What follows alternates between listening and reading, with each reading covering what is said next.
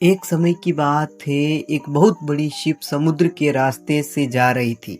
तभी अचानक होता यह है कि वह अचानक समुद्र के बीच में ही बंद हो जाती है।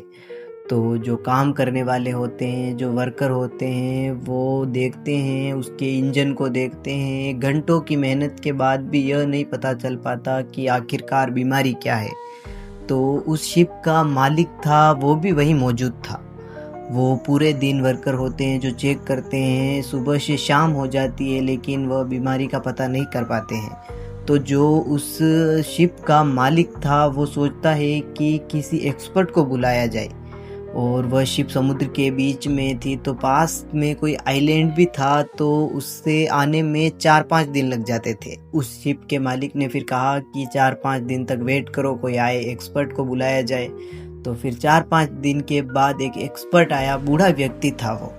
उस बूढ़े व्यक्ति ने फिर थोड़ी देर तो इंजन को देखा और उसके बाद उसने अपने थैले से एक हथौड़ा निकाला और हथौड़े को फिर थोड़ी देर देखकर उस एक बोल्ट के ऊपर मारा। और उस बोल्ट के ऊपर मारते ही वह शिप स्टार्ट हो गई थी। शिप के स्टार्ट होते ही सब लोग चौंक गए और उस बूढ़े व्यक्ति को ही देखने लगे। उसके बाद जो शिप का मालिक था वह उस बूढ़े व्यक्ति के पास आकर बोला कि कोई नहीं कर पाया, इतने लोगों में से तुमने ये कैसे किया। फिर उस शिप के मालिक ने उस बूढ़े व्यक्ति से कहा कि इस काम के कितने पैसे हुए। तो उस बूढ़े व्यक्ति ने कहा कि 1,00,000 रुपए। फिर शिप के मालिक ने कहा कि एक हथौड़ा मारने के सिर्फ 1,00,000 रुपए।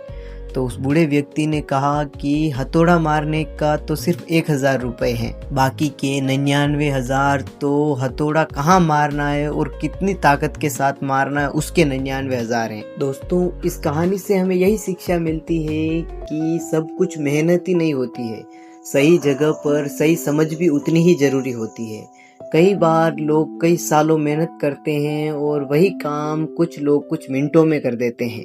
याद रखो, पैसा हमेशा काम के समय का नहीं बल्कि उसके पीछे लगे दिमाग और अनुभव का मिलता है। तो मैं राहुल सिंह चौहान, मिलते हैं एक नई कहानी के साथ। आशा करता हूँ कि आपको ये कहानी अच्छी लगी हो। तो वीडियो को लाइक और चैनल को सब्सक्राइब करना मत भूलना। राधे राधे।